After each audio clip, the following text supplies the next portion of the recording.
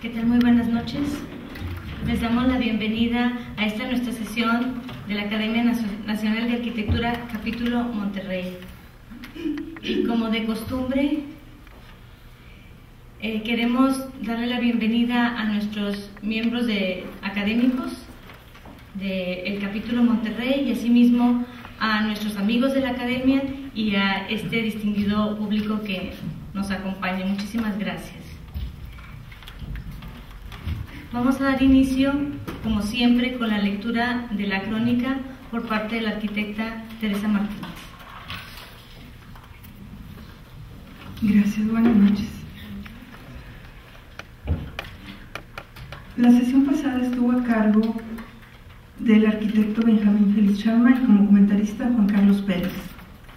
Amigos, como en un reencuentro, los jóvenes egresados compañeros de aula, 30 años después, con las mismas aspiraciones, dice Juan Carlos, hemos compartido muchas ilusiones. Siguen siendo las mismas que entonces, pero ahora con los ojos de la madurez y la experiencia y los cabellos grises. Conocer más de la persona, porque según lo expresó Juan Carlos, no hay obra de calidad sin persona de calidad. Ese es un enfoque de interés en este nuevo consejo directivo, señaló. Nosotros asistimos como espectadores sentados en las gradas.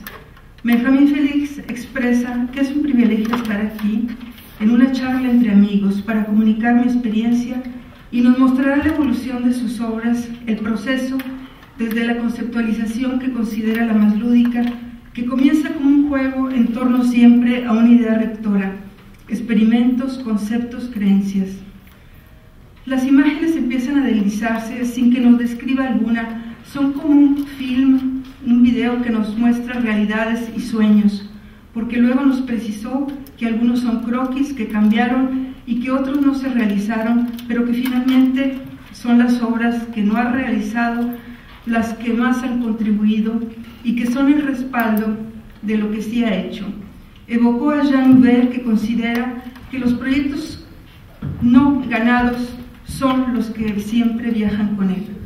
El arquitecto Félix Chama considera que la arquitectura la vemos más a través de un parabrisas, y para él es un juego, un ejercicio, un pensamiento recurrente, transformar una obra, no criticarla, y que hemos tardado en entender que hacemos fragmentos de ciudad y defragmentamos la ciudad, y así los edificios no son considerados como esculturas aisladas.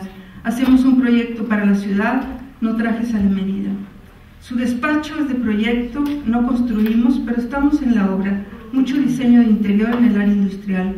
Considera por otra parte que no hay memoria para la arquitectura en esta ciudad en los últimos 50 años y que las obras quedan fichadas con el nombre del gobernante en turno, la Macroplaza y ahora Santa Lucía. Más adelante mencionó que están trabajando en el proyecto del edificio que estará situado en el cruce de la calle Juárez y Constitución, una torre de departamentos, oficinas, hotel, convenciones. Y a la par están en el análisis conceptual del proyecto de la nueva central de autobuses frente a la universidad. Finalmente llegó el plato fuerte, el emplazamiento del edificio de las oficinas de gobierno, centrado dentro de un área de parques donde ya existe un edificio de estacionamiento. Consta de 2 cuerpos, una torre de 42,000 metros de construcción y el área de atención al público de 22,000 más, además del equipamiento necesario, bancos, cafeterías, papelerías.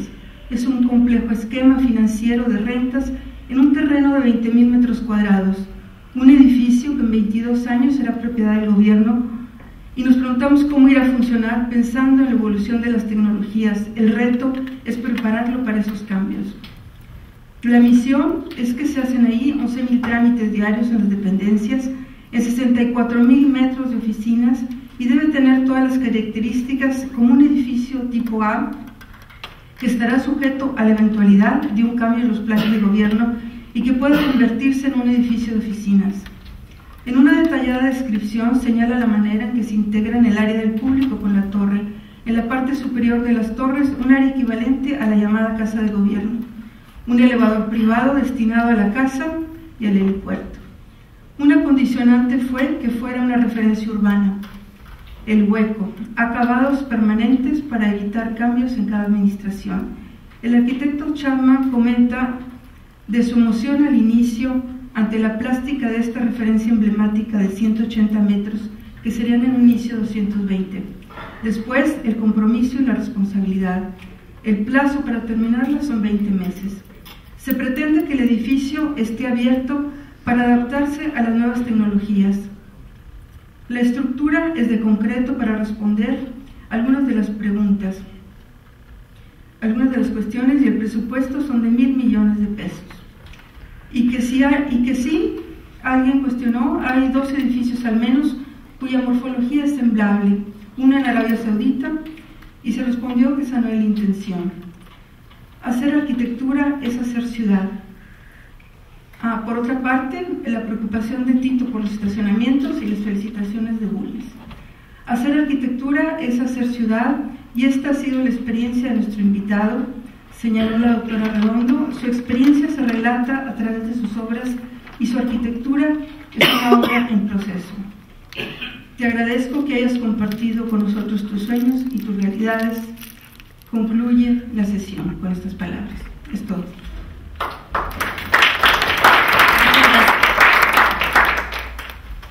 Ahora quisiera darle la bienvenida e introducirles un poco a la arquitecta Clara de Buen, a quien he tenido el gusto de conocerla ya desde hace varios años, en una ocasión que la entrevisté debido a que es una de las 10 más distinguidas arquitectas que hay aquí en México.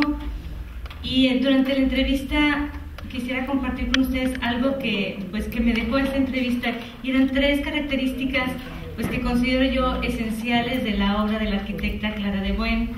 Una de ellas es la capacidad de trabajar en equipo, ya que la firma produce entre los 3 integrantes el diseño y las obras en sí, y que eso es bastante encomiable.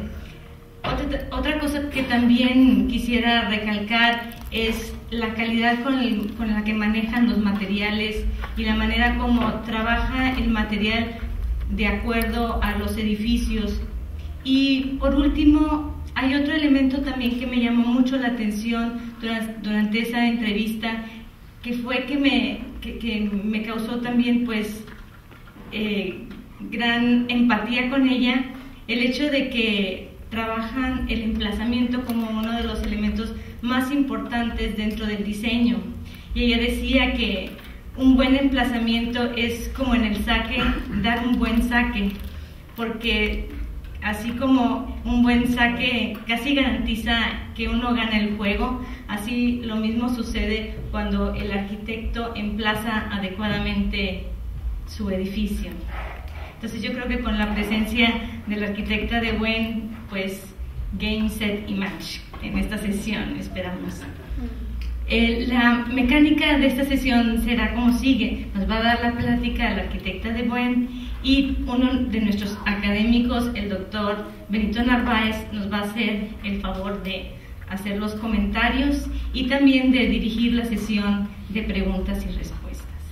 Ahora, para dar inicio, le voy a pedir a la arquitecta Violeta Cantú que nos lea el currículum de nuestra distinguida invitada. La arquitecta Clara de Buen Ricarday es originaria de la Ciudad de México. Estudió arquitectura en la Universidad Iberoamericana entre 1973 y 1978. En 1979 y 1980 fue profesora de teoría de la arquitectura en la Universidad Iberoamericana. Ha participado como conferencista en diversos foros académicos y profesionales de México. En el año 2003 fue honrada junto con sus socios Nuño MacGregor con la Cátedra Extraordinaria Federico Mariscal de la Facultad de Arquitectura de la Universidad Autónoma de México. Entre 1977 y 1983 fue colaboradora en los despachos de los arquitectos Francisco Serrano, Carlos Mijares y Alejandro Rivadeneira. A partir de 1984 trabaja en sociedad con los arquitectos Aurelio Nuño, Carlos MacGregor y en la firma Nuño, MacGregor y de Buen, Arquitectos SC. habiendo realizado entre otros proyectos para las estaciones de la línea A y B del Metro de la Ciudad de México, el plantel norte del Colegio Alemán, los edificios corporativos de IBM y de Teléfonos de México, la Casa Hogar para Personas de la Tercera Edad y la Biblioteca de la Facultad de Medicina en la Ciudad de México, y el Centro de Congresos y Exposiciones Poliforum, así como el Museo del Centro Cultural Guanajuato en la ciudad de León, Guanajuato. Su obra ha sido publicada y expuesta en múltiples ocasiones y ha recibido premios tanto nacionales como internacionales. Clara de Buen, desde el año 2006, es académica de número de la Academia Nacional de Arquitectura. Damos la bienvenida a la arquitecta Clara de Buen.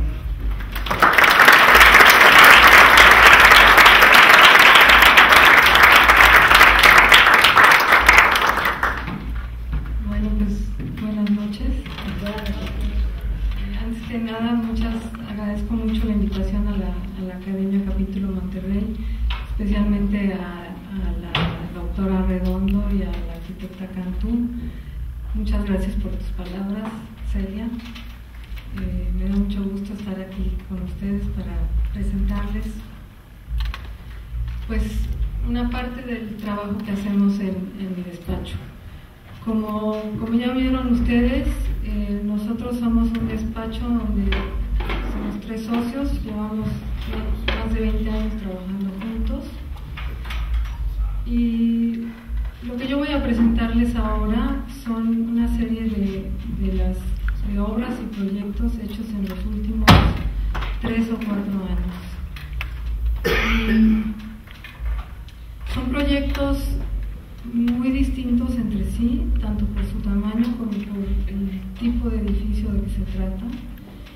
Y esto lo pensé un poco con la idea de poder transmitirles nuestra forma de hacer arquitectura, lo que nos interesa al hacer arquitectura, y que se viera que independientemente de que los edificios sean totalmente diferentes y de que sean grandes o sean chicos, pues la forma de enfocarlos es siempre la misma.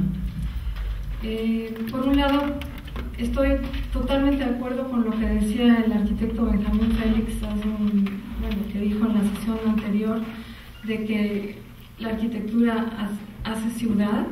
Creo que eso es lo que todos nosotros arquitectos deberíamos de querer hacer. Y por otro lado, pues lo que pasa siempre con una intervención arquitectónica es que existe siempre, antes de que nosotros lleguemos, hay un entorno preexistente. Entonces nuestra intervención lo va a afectar de una manera o de otra, para bien o para mal. Nosotros normalmente, pues tratamos de que nuestra intervención sea para mejorar un entorno, o si es un contexto que ya está muy armado, pues hacernos un poco a un lado, tratar de ser discretos y tratar de no echarlo a perder, no brincar, ¿no? Eso es uno de los temas que nos interesa siempre, como decía Celia, la forma de poner un edificio en un lugar, ¿no? Sea un lugar urbano, sea un paisaje, un lugar natural.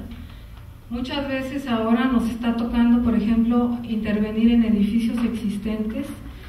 No sé si aquí en Monterrey se esté dando eso, pero en México cada vez más nos pasa que tenemos que remodelar, ¿no? Que utilizar edificios, estructuras y remodelarlos y tratar de sacarles el mayor provecho posible.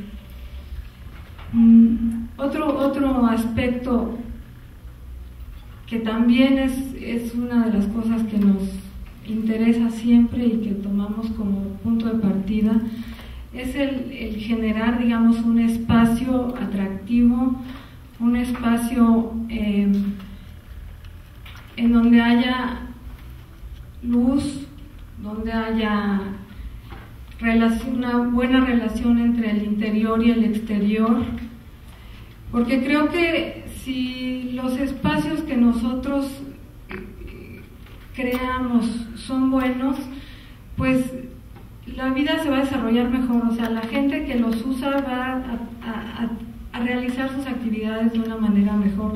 Finalmente, pues la arquitectura no es solo para arquitectos, también es para la gente que vive en ella, ¿no?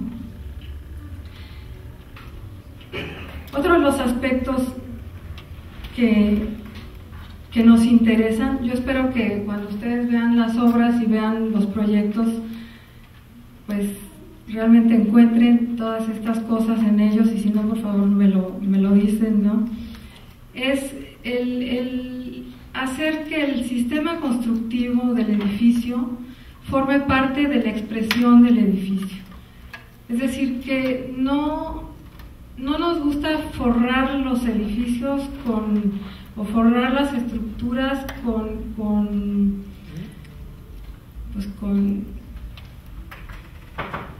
elementos que no sean necesarios. Nos gusta que la forma del edificio de algún modo se derive de su estructura y de su sistema constructivo. Pues si quieren empezamos, vamos a ver la primera.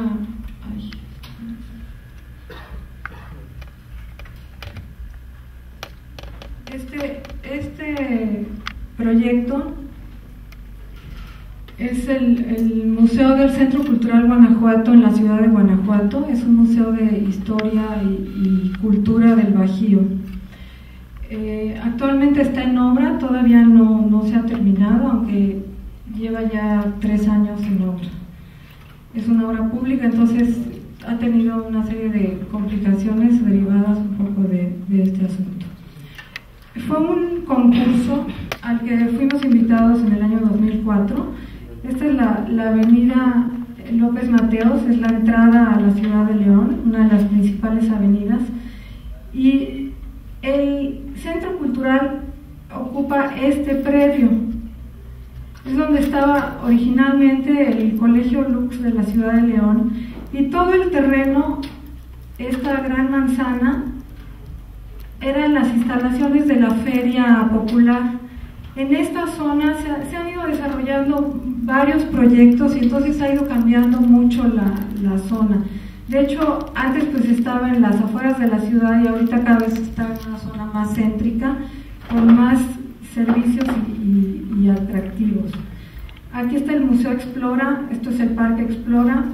Este es el Poliforum León, que es el centro de exposiciones y convenciones, que nosotros también hicimos el proyecto, también lo ganamos en un concurso. Aquí está el estadio de fútbol. Y bueno, toda esta es una zona que está en transformación, y con el Centro Cultural pues más todavía. La gente encargada de este proyecto en la ciudad de León le encargó a los arquitectos Pei Partnership, hijos del arquitecto I.M. Pei, que hicieran un plan maestro para el Centro Cultural. Entonces ellos hicieron este plan maestro, en donde aquí hay una biblioteca, esto era una escuela, es una escuela de artes, estos son estacionamientos, un teatro, un hotel y un museo, el museo en esta zona. Entonces su planteamiento su esquema para el plan maestro era básicamente este eje que remataba aquí con el teatro y después continuaba con otro eje a través de las instalaciones de la feria para llegar aquí al Poliforum León. En esta zona hay unos laureles muy grandes, muy bonitos, entonces pues ese era un poco el sentido de su eje. Aquí estaba la entrada. Sin embargo, la calle principal, que es esta, se sigue por este lado, y cuando nosotros nos encargaron hacer el proyecto para el museo, ya teníamos, digamos, ubicado el predio en el que teníamos que desarrollarlo. Nos pareció que era muy importante la esquina, porque la esquina desde la avenida es el punto urbano más importante. La entrada que habían planteado ellos por acá, pues es una entrada que urbanamente no tiene mucho sentido, porque aquí hay una manzanita con unos edificios y entonces queda ya en otra avenida que es de mucha menor importancia.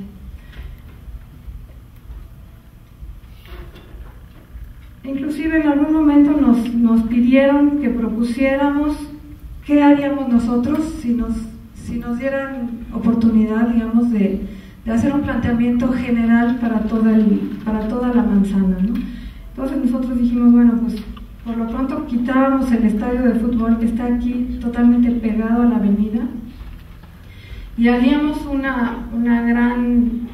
gran paseo entre el Poliforum León, que son las actividades económicas, digamos, de la ciudad, y las actividades culturales que estarían aquí en esta manzana. Esto pues solamente fue un juego, digamos, porque nunca pasó de eso, ¿no? Sin embargo, en el momento de plantear el museo, pues seguimos un poco con la misma idea, es decir, pensamos que la esquina tenía que ser como la entrada no solamente al museo, sino a todo el conjunto, es decir, crear, independientemente de este eje que ya estaba creado, esta es la Escuela de Artes, esta es la biblioteca, esto es el teatro y este es nuestro museo. Entonces, independientemente de este eje, pensábamos que a la ciudad le venía bien crear un acceso desde la esquina que sería mucho más visible para todo el conjunto que el acceso hecho por este lado.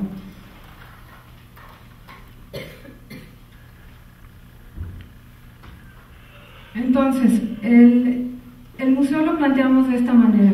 Además, hicimos una plaza en la esquina, que además tuvimos la fortuna de que en la esquina existe una jacaranda impresionante, entonces nos pareció que valía la pena otra vez hacerle la plaza a la jacaranda y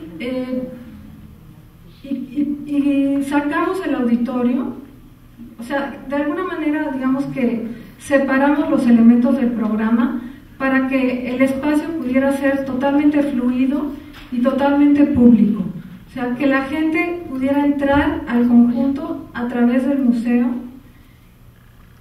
y logramos que toda la planta baja del museo fuera totalmente pública y solamente en la planta alta las salas estén controladas y digamos, se necesite boleto para entrar a las exposiciones, pero el resto del museo es totalmente abierto. Tuvimos que ponerle puertas y cristales porque no nos dejaron hacerlo realmente sin eso, que era como nosotros hubiéramos querido, pero de cualquier manera se logra bastante bien la idea de permeabilidad en el espacio. Entonces aquí, esta es la planta baja, aquí es lo que les comento, el auditorio está fuera del resto del museo. En planta baja todo esto son oficinas y servicios a los que se le entra por la calle lateral, y de este lado es la cafetería con la tienda y una serie de servicios educativos. En sótano hay un estacionamiento y la planta alta es como les decía yo, o sea, esta es una sala para exposiciones temporales. Esta es la exposición permanente, que es la de cultura y arte y cultura del Bajío. Es una exposición que está haciendo la museografía del arquitecto Jorge Agostoni, y esto es un salón de usos múltiples. Todo esto es una doble altura. En planta baja tenemos también aquí una zona que nosotros llamamos un área de sala de esculturas, que esperamos que algún día tengan algo que exponer por porque una parte del problema de este museo es que se lanza, o sea, la ciudad, el fideicomiso que lo está haciendo, se lanzó a hacer un museo muy grande sin tener pues un acervo realmente para exponer, ¿no? Pero con la exposición de historia y cultura del Bajío, creo que de cualquier manera será un museo interesante. Aquí lo vemos en corte. La planta baja es un nivel de una altura normal, 4 metros, y la planta principal de los salones son unos espacios de 7 metros de altura.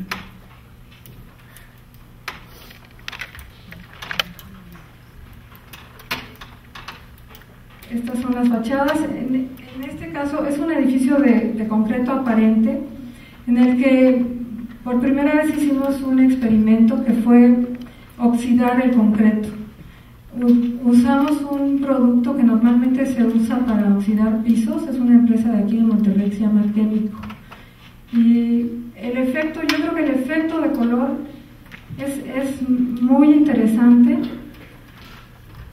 Aquí se ve una parte. Oxidamos los volúmenes cerrados porque, digamos, naturalmente las salas son volúmenes completamente cerrados y los espacios de públicos pues tienen estas ventanas hacia los exteriores. Esta es una vista de la plaza, desde la esquina de la plaza de entrada, el auditorio del lado derecho. Como ven, todavía están en obra los exteriores.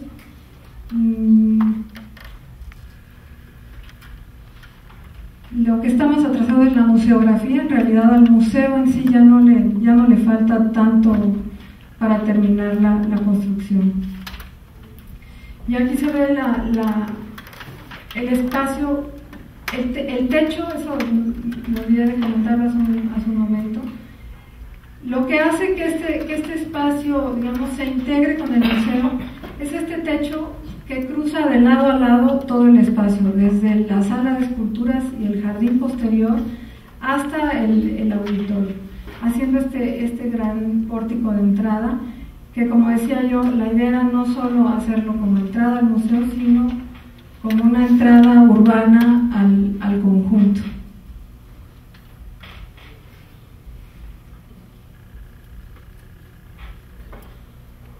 Estas son las vistas del otro lado de ese mismo espacio. Los laureles del remate del eje de Pei, la entrada al museo. De este lado es el auditorio. Esta es la cafetería.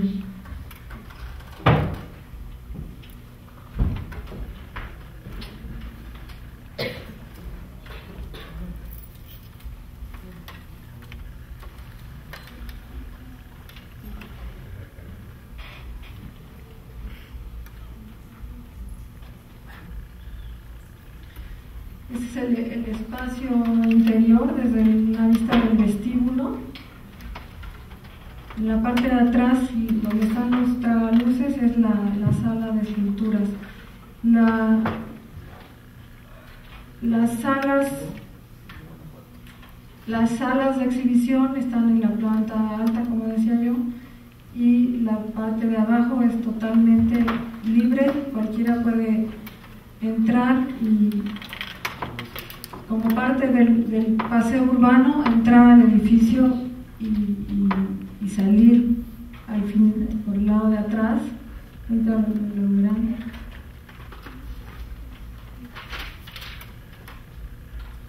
En la sala de esculturas hicimos una rampa que también permite pues recorrer el espacio de una manera diferente y ir viendo la exposición que esté en esta área.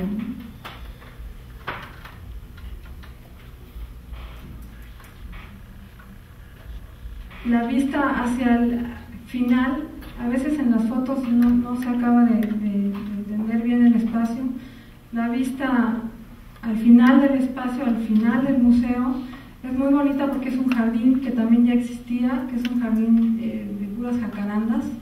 Entonces eso también, pues la idea de tener estas rendijas hacia el exterior fue parte de la idea del proyecto. Este es un proyecto que voy a presentar, que fue un concurso al que nos invitaron también en 2004 y que quedamos en segundo lugar, qué cosa que es lo peor que le puede pasar a uno. Y digo, lamentablemente no se ha hecho nada, porque el proyecto que ganó era un buen proyecto, ganó Teodoro González de León, pero pues como esto ya fue muy a fin del sexenio pasado, ya se quedó parado y no se hizo nada.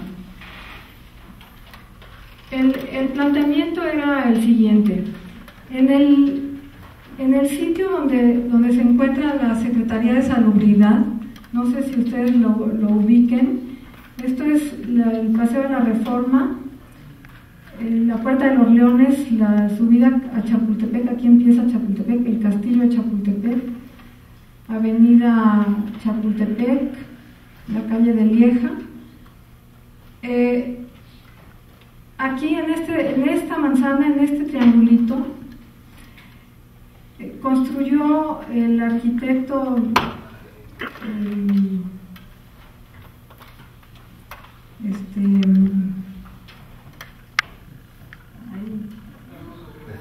Obregón Santacilia.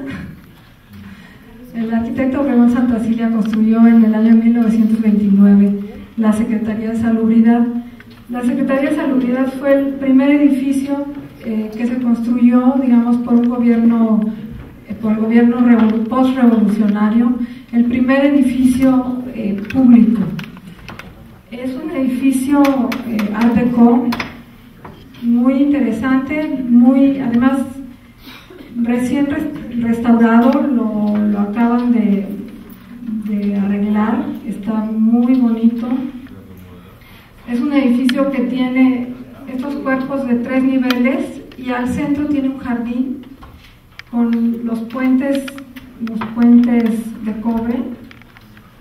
Y el planteamiento era el siguiente: el edificio es este, aquí tiene otra parte construida que eran unos laboratorios con la torrecita esa que durante muchos años fue el símbolo de la Secretaría de Salubridad, y la Secretaría pretendía salirse de todos los edificios que actualmente renta, porque ocupa en la Ciudad de México creo que más de 50 edificios o plantas de oficinas rentadas. Entonces querían dejar de rentar todo eso y construir un edificio en donde pudieran albergar todas esas oficinas juntas. Entonces, en la parte de atrás del predio había unos terrenos remanentes, propiedad también de la Secretaría, en donde se pretendía construir un edificio gigantesco. O sea, el reto en este caso era construir 50,000 metros cuadrados de oficina abierta en un terreno que no llegaba a los 6,000 metros. Había que construirlo al 100% con un límite de altura de 10 pisos, y además de construirlo, pues se trataba de no solamente no afectar al edificio de Obregón Santacilia, que además ya fue nombrado monumento histórico. Entonces había que no solamente no afectarlo, sino realzarlo. Entonces, lo que nosotros, aquí se ve el contexto, ¿no? La parte de atrás, o sea, una fachada lateral del edificio, y estos que se iban a demoler era en la parte donde debía de construirse el nuevo edificio de la Secretaría.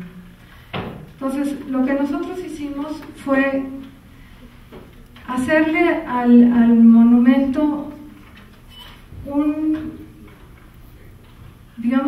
una pantalla lo más neutra posible, que de alguna manera lo abrazara, pero que tratara de no afectarlo, o sea, de afectarlo lo menos posible. Esta fachada es una fachada norte, entonces aprovechando eso hacíamos una fachada totalmente de cristal y dándole la curva hacia el Paseo de la Reforma y hacia el espacio del jardín y de la torre que había que resaltar.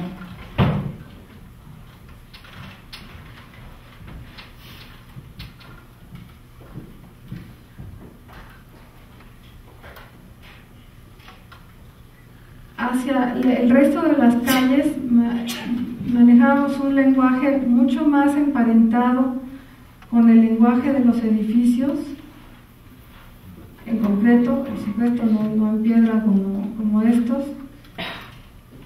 y hacia la avenida Chapultepec, que es este lado, le hacíamos un gesto para poder ver el castillo de Chapultepec que se asomaba en esta zona.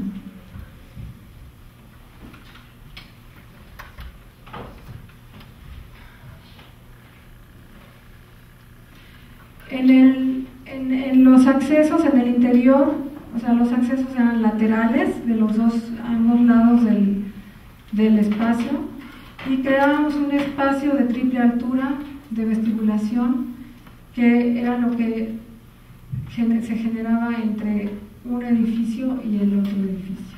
Aquí se ve un espacio de vestibulación de triple altura con iluminación.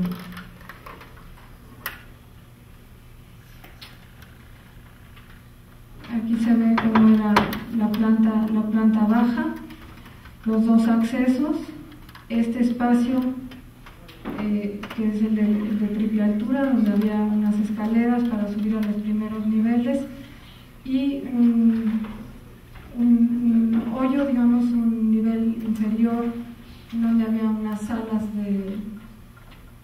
de consejo y salas para determinadas juntas.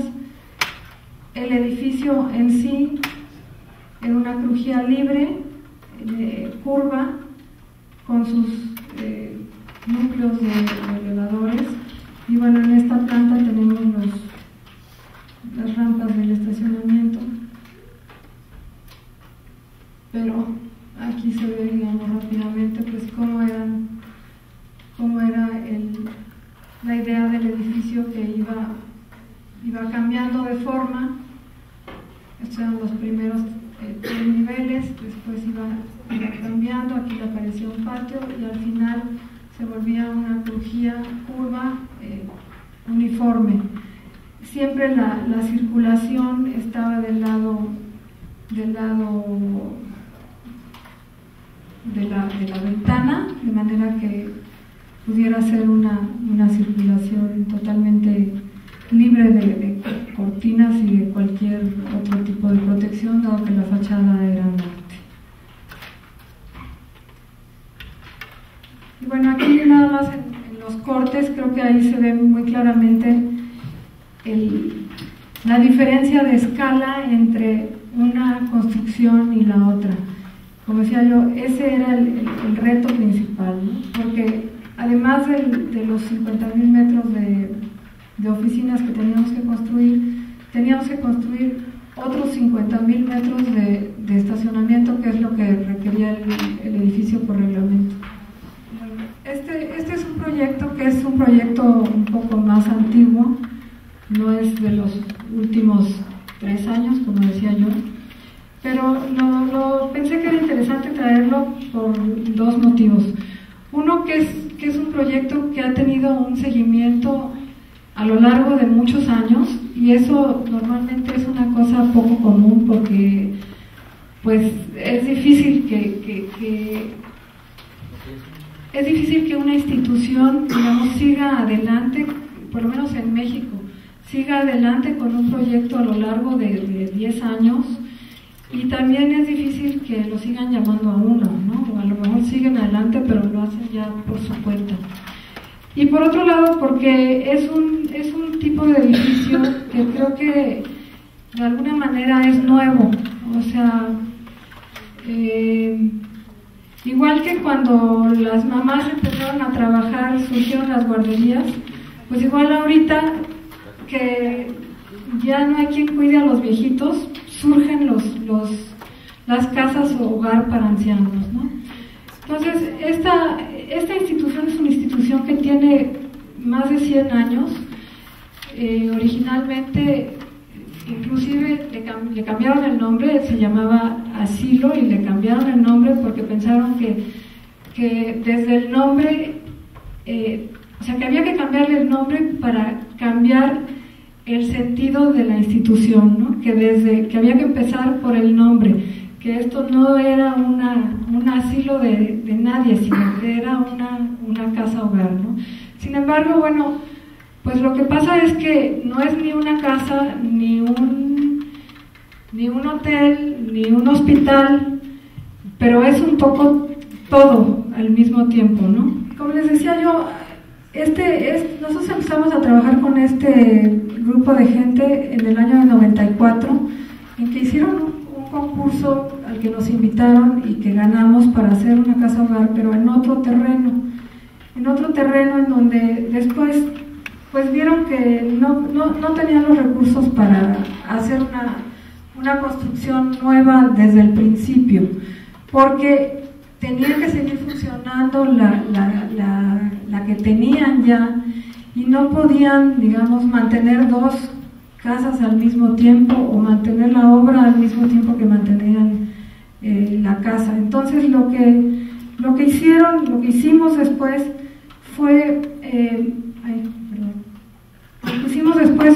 hacerla en el mismo lugar donde estaban originalmente, nada más que se fue haciendo en etapas. O sea, fue un proceso bastante largo y bastante complicado en cuanto a qué hacer primero. O sea, primero se hicieron unas habitaciones provisionales para poder demoler las habitaciones originales, después se construyeron las habitaciones, pero dejando el comedor original, después se construyó el comedor. O sea, fue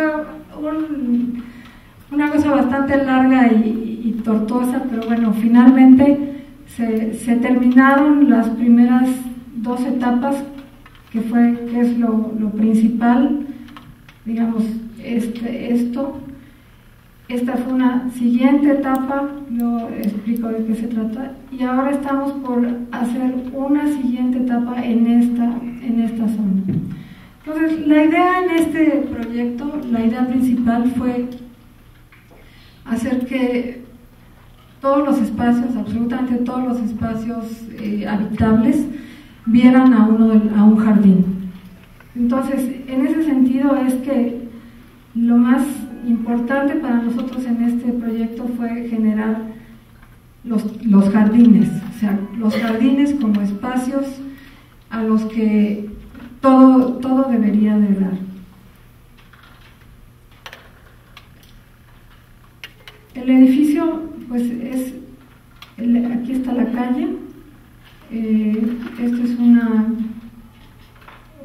ala de servicios. En planta baja es lavandería y baños de empleados, una serie de servicios de ese tipo.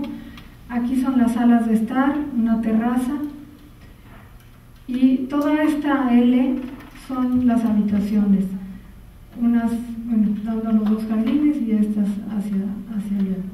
La planta alta, las habitaciones son iguales, y aquí está el comedor con un gimnasio, la cocina y otra serie de servicios. La segunda etapa, como decía yo, fue esta, que es un centro, le llaman, de atención especializada, en donde está la gente que está en condiciones ya peores, que prácticamente no sale de su cuarto, que necesita terapias personalizadas. Entonces ellos están en esta zona. Y ahora estamos por empezar unos departamentitos, es decir, aquí son solamente como cuartos de hotel, o sea, es un cuarto con su baño y closet. Hay unos un poco más grandes, pero ahora quieren hacer, aquí serían 1, 2, 3, 4, 8 departamentos un poquito más grandes, con cocineta, digamos, para gente que es todavía un poco más independiente. En corte, creo que lo interesante hacer notar es que los pasillos tienen luz desde hicimos aquí unos puentes para que la luz natural entre a los pasillos también en la planta baja. Un tema muy discutido en este proyecto fue el material, porque había gente que se oponía a que fuera de concreto aparente, les parecía que era un material muy frío para el tipo de edificio. Sin embargo, ahorita están muy contentos porque pues han requerido 0 mantenimiento y esto ya tiene, no sé, 7, 8 años de construido y en ese sentido pues ha funcionado muy bien, porque esta es una institución de asistencia, entonces los recursos con los que cuenta pues son recursos bastante limitados. Aquí vemos uno de los jardines que tenía árboles ya muy antiguos. Los jardines los hizo el arquitecto Eliseo Arredondo.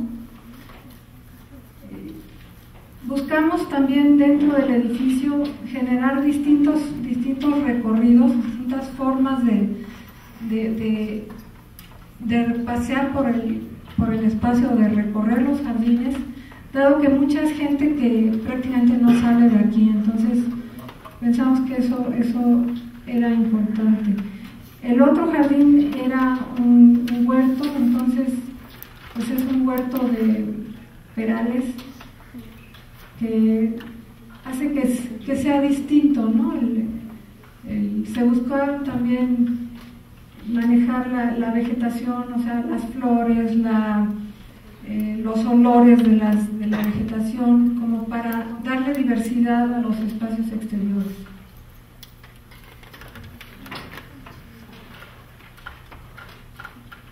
Este es un punto donde hay enfermeras y cuidadoras, en el punto donde convergen los dos pasillos.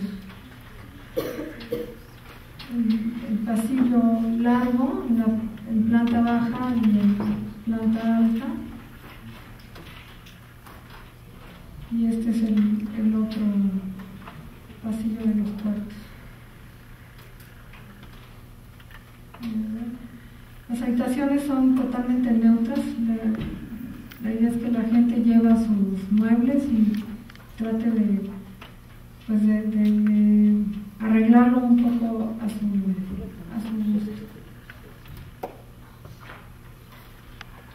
Esta es la tercera etapa, que aquí pues, había una construcción como parte de los edificios originales, y por más que intentamos ya no nos dejaron tirarla, entonces la tuvimos que remodelar y pasarle por delante esta fachada de concreto para pues, de alguna manera hacer que formara parte del mismo conjunto, porque si no pues se veía de otra película, ¿no? Y esta es la última etapa, lo que vamos a hacer ahora, los departamentitos estos. Y pues la idea es que se vean más o menos así.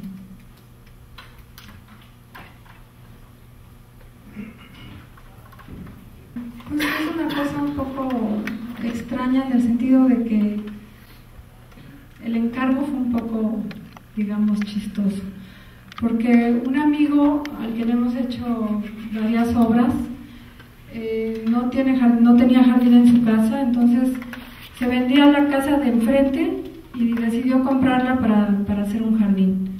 Entonces empezó el encargo, empezó siendo un jardín, después pues pensó que si ya tenía el jardín podía también tener un gimnasio, y después pues pensó que ahí sus hijos podían hacer sus fiestas, y el caso es que el programa fue creciendo y creciendo hasta que se convirtió en una construcción más o menos de 400 metros cuadrados,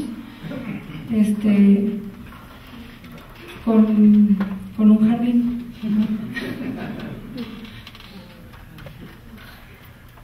La idea en este caso fue esta: hacer un techo donde se dieran las actividades que no se podían dar afuera, que no pudieran darse al exterior.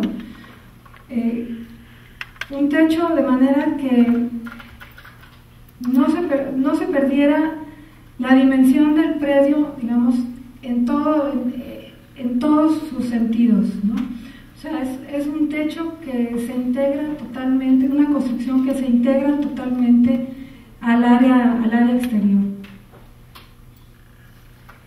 Aquí la vemos en planta. En el terreno había un desnivel que nos ayudó, porque pudimos en esta parte hacer un garaje que quería, una pequeña cocina, un cuarto de máquinas, pero digamos por debajo de una terraza que subiendo, o sea, aquí entramos a nivel, pero aquí subiendo medio nivel y subiendo otro medio nivel, pues volvemos a tener, como decía yo, toda la dimensión del predio en este sentido y toda la dimensión del predio en este sentido. De manera que la idea de tener un jardín no se perdió, a pesar de haber cumplido con todo el programa arquitectónico.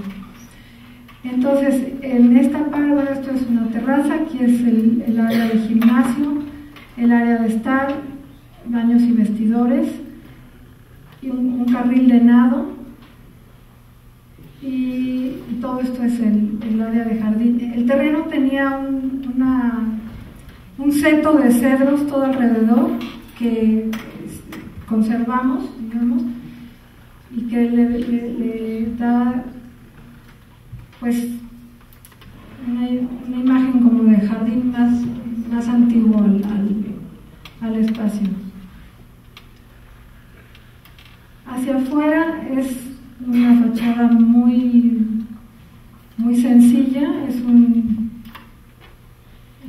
marco aquí las puertas del garaje, y la idea es que esta barda pues ya se está cubriendo otra vez de verde, tal y como era originalmente, porque antes no tenía barda, tenía una malla nada más, pero el dueño quiso que le pusiéramos una barda. Y el espacio pues es un espacio completo con un sistema de puertas de cristal que se jaguan, no sé si las conocen, que se corren completamente, de manera que se abren y se integra totalmente al jardín.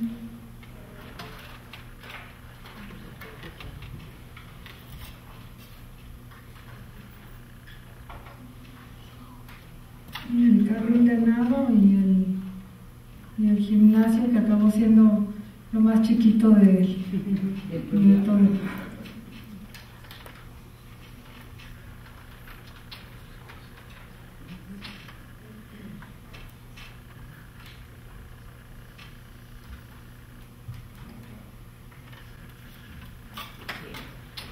Bueno, lo traigo un poco a mi pesar, porque fue un concurso, no sé si ustedes estuvieron enterados, un concurso al que invitaron a varias arquitectas.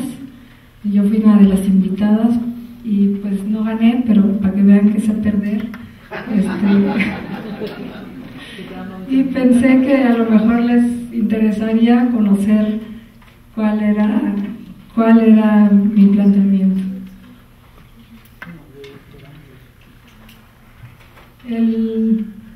La idea del proyecto era generar un espacio de homenaje a la mujer mexicana en el Parque Fundidora. Entonces, el lugar está, lo deben conocer ya todos, está como en un rincón del parque, que a nosotros nos pareció que era como un punto de retorno en el recorrido del parque. Por otro lado, el parque en sí y este lugar nos resultó muy sugerente, por un lado por las grandes estructuras de acero oxidado, y por otro lado porque este espacio era, aquí está uno, pues formaba como una especie de crátercito, de cazuelita así muy suavecita, con una vista lejana impresionante del Cerro de la Silla y los demás cerros, una vista cercana muy fea de la avenida aquí y muy ruidoso, porque la avenida, los coches ahí pasando al lado, pero muy interesante, ¿no? Entonces, nuestro planteamiento fue el siguiente: hacer que este paseo formara parte del resto del recorrido del paseo del Parque Fundidora, como decía yo, haciéndolo como un retorno. Es decir, aquí viene la parte de abajo y la topografía sube, ¿no? O vienes por arriba y bajas así, ¿no? Entonces, moldear de alguna manera la topografía que ya estaba, ¿no? Como decía yo, siempre hay algo preexistente, ¿no? Entonces era nada más como ayudarle tantito, como acabarla de formar. Y por otro lado, utilizar elementos de acero oxidado. Utilizábamos un muro, una placa, que era un muro aquí, que iba generando el recorrido, en donde iban a estar grabados los nombres de las mujeres. Y aquí arriba había un pabellón, nos pedían que hubiera un pabellón con computadoras y pues una serie de cosas donde se pudiera investigar acerca de la vida de las mujeres, etcétera, ¿no? Entonces eso estaba aquí arriba, también era una construcción de acero oxidado. Y bueno, y todo esto era solamente un prado verde, así, sin nada más, con un estanque de agua en la parte de abajo. Y visto el corte, la idea era hacer un talud en la parte de abajo para que no se viera desde la avenida, ¿no? De manera que se volviera un espacio realmente recogido, como de meditación o como interior completamente, en vez de ser un espacio tan expuesto a la avenida, ¿no?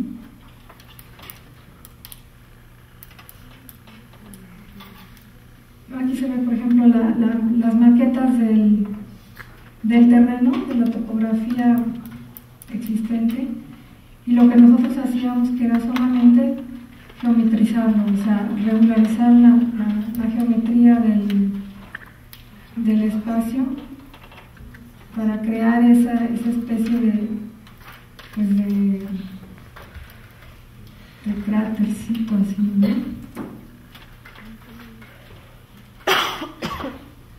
Me parece que lo que no le gustó al jurado es que no se veía desde la calle. Entonces, pues,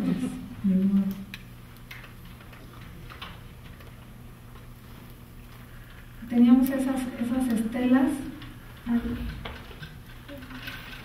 estas estelas que se iban dando la vuelta, paralelas al muro de acero oxidado, y llegaban y se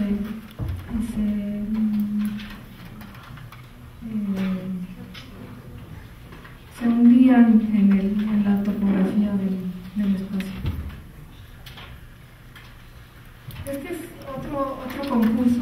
proyecto que pues ganamos, pero no ha avanzado, no se ha hecho nada, estamos esperando que se desatore. Y aquí otra vez, el terreno es un terreno que no está urbanizado todavía, en donde naturalmente había dos plataformas, una 10 metros arriba de la otra. Entonces, lo que nosotros hicimos fue geometrizarlo otra vez, generar 3 plataformas con 5 metros de diferencia cada una. Aquí no sé si se medio alcanza a ver una, otra y otra. De manera que en la plataforma superior estuviera el área de exposiciones. Es una nave, digamos, una nave de 14 metros de altura, con su vestíbulo. Después, en la plataforma intermedia, teníamos los accesos, tanto desde la calle, aquí con un motorlobby, como desde el estacionamiento. Los estacionamientos los echábamos hacia atrás para que no contaran urbanamente. Y en la plataforma inferior, un edificio de 2 niveles que tenía los salones de conferencias y de congresos. La parte posterior, las áreas de carga y descarga.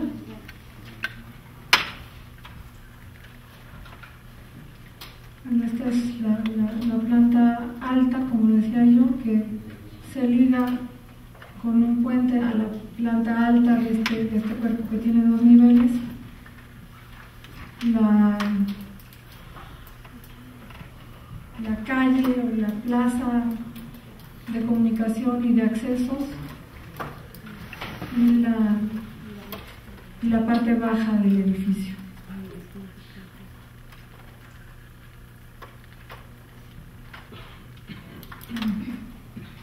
Otra vez unos cortes por las distintas áreas. Y aquí se ve cómo es la volumetría, generando esas plataformas y con estos techos que ligan los volúmenes entre sí y que generan el área, la entrada al conjunto.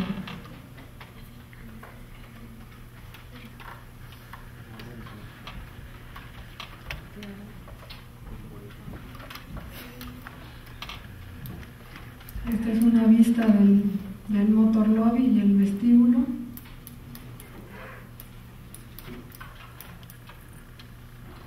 Una vista también del vestíbulo, pero desde la parte alta. Y desde la calle, digamos, yendo del estacionamiento hacia el conjunto.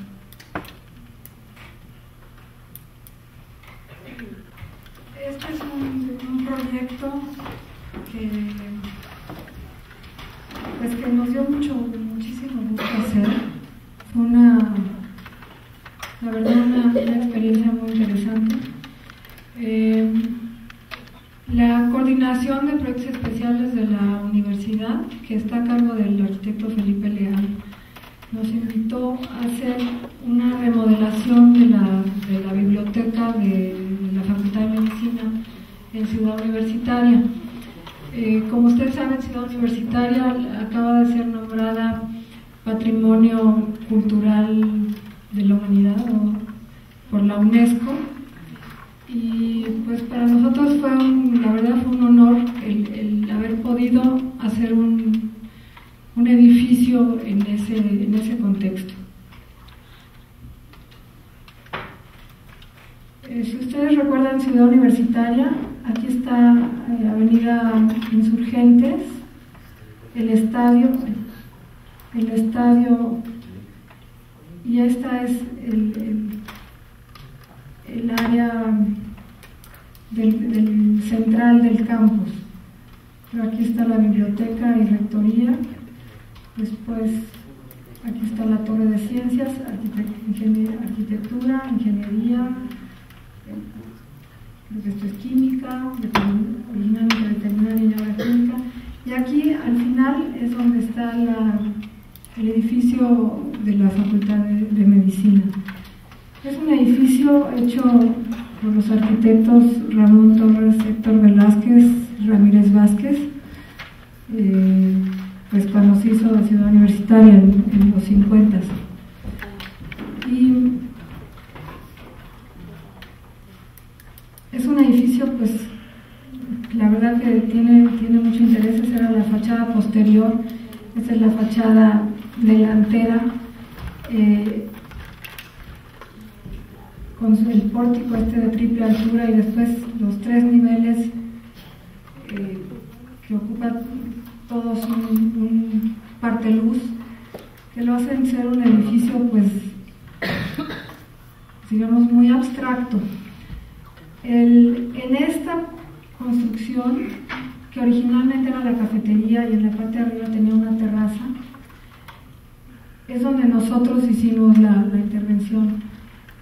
Cuando nosotros entramos, cuando nos encargaron de hacer el proyecto, este edificio ya tenía 2 niveles, originalmente tenía solo uno. En la parte de abajo estaba la biblioteca, en la parte de arriba estaban oficinas de servicios escolares, y acá tenía también otro añadido de un nivel, que también eran oficinas de servicios escolares. Cuando nosotros vimos el edificio, nos pareció que, pues de alguna manera, como que el lenguaje era equivocado, que había que buscar un lenguaje distinto, mucho más abstracto, que fuera más con el lenguaje original de Ciudad Universitaria, aunque fuera una cosa contemporánea. Esto es lo que había. Acá tenía unas pérgolas que se ligaban con este otro edificio de química. El interior de la biblioteca también era, pues, muy malo, porque las fachadas todas de cristal estaban siempre tapadas con persianas, porque la fachada principal es una fachada poniente. Entonces la carga solar era impresionante. Entonces lo que nosotros hicimos fue lo siguiente.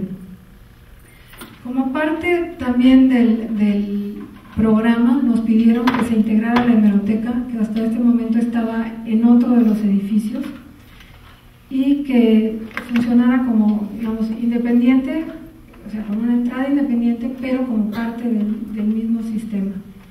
Entonces,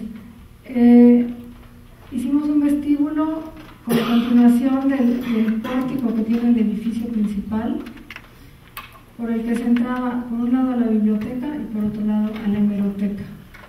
La biblioteca le abrimos una doble altura en esta zona para generarle un espacio, porque no tenía espacio.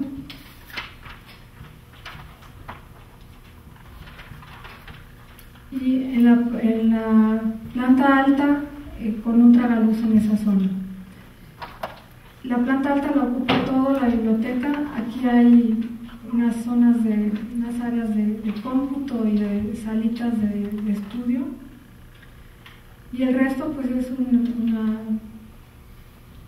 una biblioteca de acero abierto, nada más con una salita que nos pidieron después, que es una salita de silencio absoluto, en donde no se vale ni siquiera teclear una computadora. En el sótano está un acervo histórico de la hemeroteca, que es con unos muebles de estos que se compactan, y servicios de la biblioteca. La construcción original tenía estructura de concreto, pero lo que habían construido después, es decir, el segundo piso y el anexo de un lado, estaba hecho a base de estructura de acero, que después nosotros forramos con concreto. Y esto fue lo que hicimos. un edificio muy sencillo. Esta fachada es norte, la que se abre hacia el jardín, entonces aprovechando eso es un gran ventanal. Hacia el poniente, poniente y oriente son muros cerrados de concreto.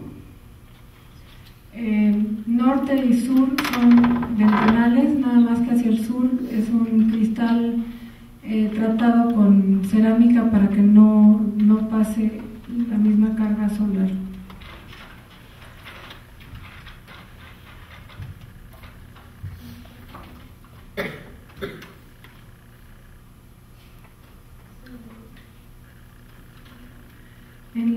En la azotea volvimos a recuperar la terraza que había originalmente, solo que un piso más arriba. Y en esta parte, perdón, me equivoco. En esta parte fue también una construcción nueva, o sea, esto tenía un nivel y se le agregó el segundo nivel para completar los metros cuadrados requeridos para la biblioteca. Este es el acceso desde el pórtico, vestíbulo.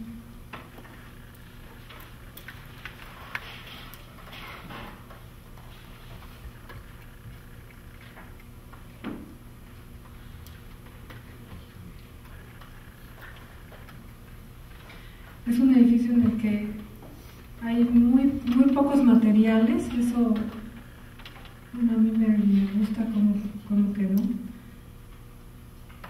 Realmente es el concreto, el blanco de los plafones y el cremita del piso.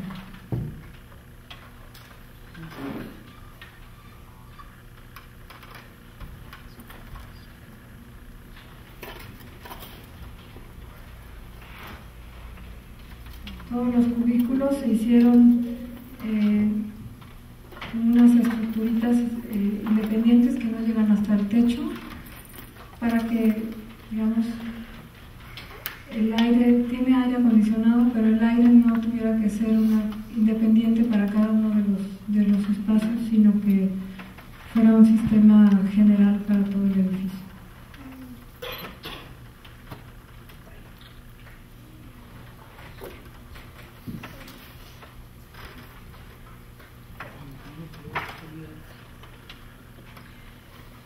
Después de hacer este edificio nos encargó también la coordinación otra remodelación, esta vez de la biblioteca de la Facultad de Odontología.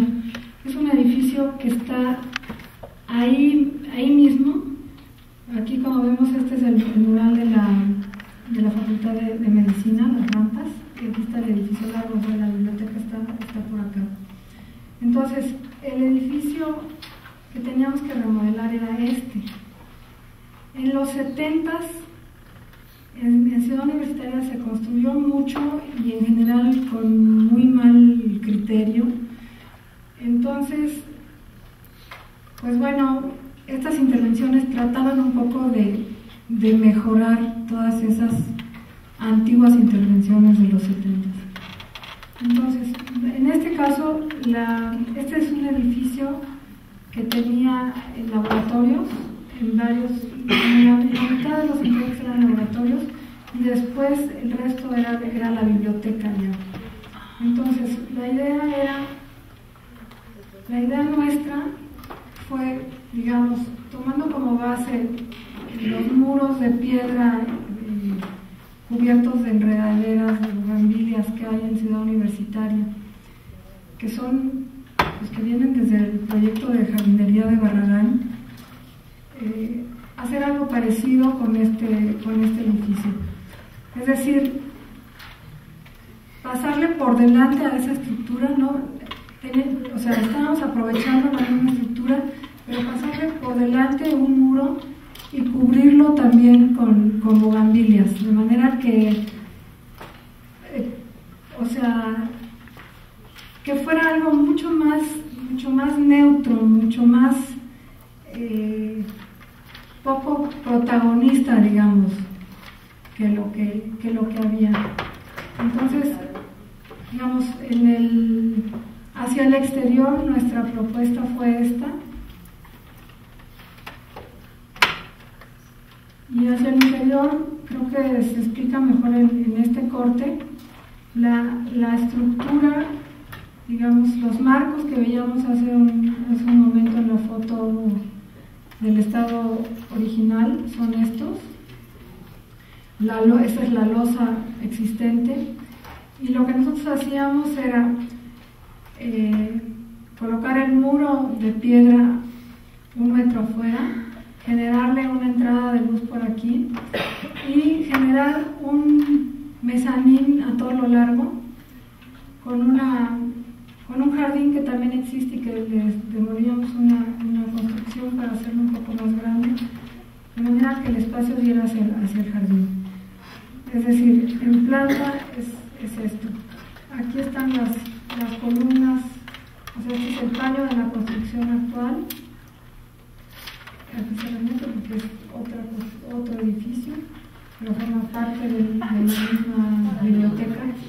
Entonces había un vestíbulo aquí, después el paso, todo esto era el mezanín con esta forma, escalera aquí y escalera acá, y el área de lectura de doble altura, dando principalmente a este jardín.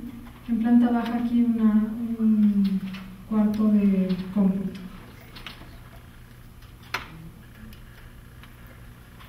Esta es una vista del vestíbulo y una vista del espacio interior.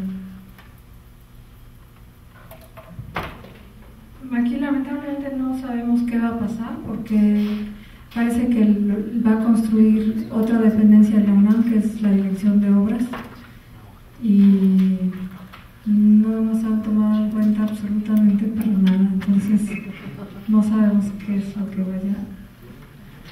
vaya a pasar.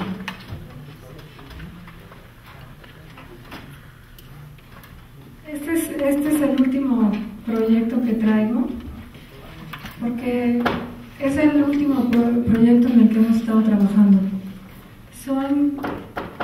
Ahora en México, no sé si ustedes han visto un sistema que han puesto en Insurgentes a todo lo largo de la avenida de los Insurgentes, que es se llama el Metrobús. Es un sistema que pues no tiene mayor chiste, lo único que son camiones articulados en carriles confinados. Entonces, en teoría debían o sea, funciona mejor en avenidas más amplias porque necesitas un carril confinado para los camiones, pero pues aquí lo están metiendo quepa o no quepa, ¿no? Entonces nosotros lo único que estamos haciendo son las estaciones de una siguiente línea, que es la línea, esta línea que va a correr por el eje 4. Es una línea que va de poniente a oriente de la ciudad, por Benjamín Franklin, Xola, Fernando del Paso, y después llega hasta Tepalcates, hasta la salida a Puebla. Lo que nosotros quisimos hacer fue lo más sencillo posible, es decir, tratar de que la estación fuera un techo, nada más, o sea, una estructura lo más simple posible y un techo lo más sencillo posible. Como decía yo,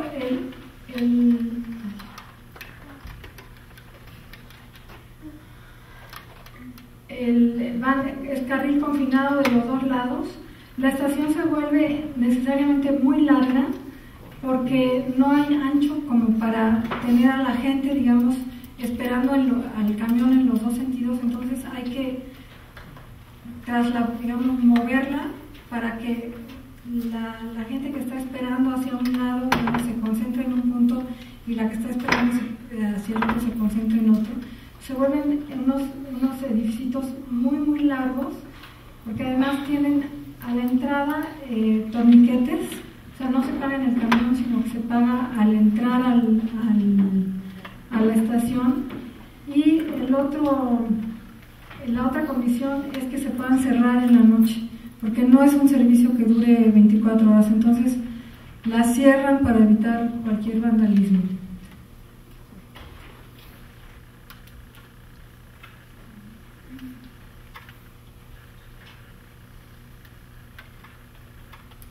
Aquí está, o sea, es un techo. Y la otra cosa que también tratamos de hacer es que fuera lo más transparente posible. Entonces las paredes, porque solo hay puerta en donde para el camión y abre sus puertas, las paredes son todas de rejilla Irving, los barandales son todos de rejilla Irving, para que sea muy transparente, porque hay calles en donde va a estar que son angostas, entonces no queremos que funcione como un obstáculo, aunque de cualquier manera va a ser un obstáculo visual, pero que sea lo menos posible. Tienen rampa porque o sea, no hay escalón, como lo veían ustedes en el corte, no hay escalón entre el camión y el andén. Tienen una rampa a la entrada.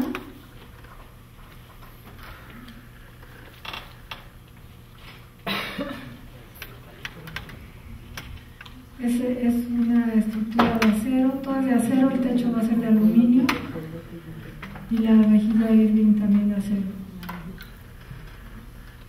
Bueno, esto es todo. Creo que lo único que me gustaría nada más decir es que, pues igual que en las películas, sería bueno en los edificios poderle dar crédito a todo el mundo, desde el peón que cargó hasta el arquitecto, nuestro equipo de ingenieros, nuestro equipo en el despacho, etcétera. Muchas gracias.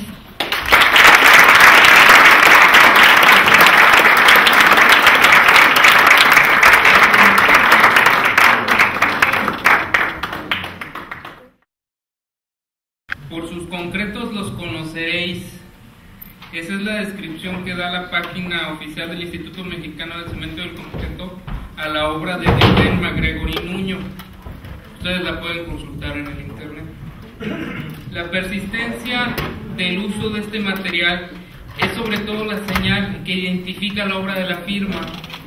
Si bien la tectónica que ayuda a conseguir este material además debe relacionarse con las búsquedas estéticas de la arquitectura mexicana finisecular, macizos imponentes, escalinatas, pérgolas de dimensiones generosas, pórticos gigantescos. La experimentación con materiales o texturas inusuales es a partir del concreto que esta obra consigue mayormente su sentido de ser. Pero esta visión que topa con esta piedra maleabilísima ha de atemperarse con otra búsqueda de De Buen y sus colegas: el manejo de la luz, ya sea a partir de los resultados plásticos que ayuda a conseguir el generoso sol mexicano, como con la amable entrada de luz en los interiores. ¿Qué es la luz en la obra de esta arquitecta mexicana? Parece ser un material aún más maleable que el concreto armado. Parece ser el vehículo mediante el cual la metáfora poética de unos elementos que se ensamblan en algún lugar hace que cobren vida y sentido estas cosas. Si el programa, es decir, la función que se expresa en la forma, dio sentido a la modernidad que se aposentó en nuestro país y que luego se enseñoreó por tantos años en el siglo XX, aún después de la muerte de la modernidad declarada en la vieja Europa, ahora la obra de Clara de Buen nos enseña que la luz se ha convertido en el material que moldea la arquitectura posterior al movimiento moderno. De allí que surjan resonancias importantes que hay que dejar claras. ¿Qué deuda guarda esta arquitectura con la contestataria obra de los regionalistas críticos de los 60, 70 y 80 en México? ¿Qué relaciones encontramos entre esta obra y la de las vanguardias del mundo desarrollado? Encuentro muy interesante cómo se tiende a construir un compromiso más allá de la imitación superficial con la Escuela Mexicana de Arquitectura Contemporánea que anuncia la expresión de la arquitecta de Buen. Encuentro también que el puente que se tiende con esta arquitectura y la arquitectura contemporánea mexicana tiene que ver con el compromiso sentido y vivo en la piedra, con el espíritu de los lugares y con el tiempo de los que habitan los lugares. Es decir, no es un compromiso con el programa, es un compromiso con el lugar. Encuentro un compromiso con la permanencia, en medio de la constante mudanza, en medio del trajín de los días, de tantas avenidas atestadas de tanto asfalto, de obras que se hacen para la desaparición. En el contexto del vacío esencial de la conciencia, ese vacío existencial lleno de angustia que anuncian las obras efímeras, Clara de Buen nos presenta un tiempo lento, que no puede deshacerse de la noche a la mañana. ¿Qué es la permanencia de esta arquitectura contemporánea que se anuncia de una forma tan patente con el uso de sus materiales? La obra que de Buen, MacGregor y Nuño además ocurre en diversas escalas, M, L, XL, XXL, utilizando las dimensiones de Rempulcas. Se trata de una expresión interesante toda vez que la experiencia de Buen, MacGregor y Nuño conecta a su obra desde el nivel de la arquitectura del paisaje y de los proyectos de grandes infraestructuras. No olvidemos la obra anterior, es la obra de las grandes estaciones de metro, la obra de las vialidades grandes, que no presentó aquí la arquitecta, pero que también es sumamente importante, hasta el nivel de los pequeños detalles y de las pequeñas intervenciones urbanas. Y no se olvida en la intervención pequeña el ser tributario de la obra urbana. Y en las diversas escalas que se presenta tiene la consistencia de la búsqueda de una expresión que haga justicia a la permanente construcción de una escuela mexicana contemporánea de arquitectura. Se trata desde mi visión de una escuela con elementos fuera del tiempo, que usa a la luz, a la tierra, al agua, al aire, a los árboles, como los motores que moldean su tectónica más allá de la lustrosa moda y de la teoría que escandalice a las buenas conciencias.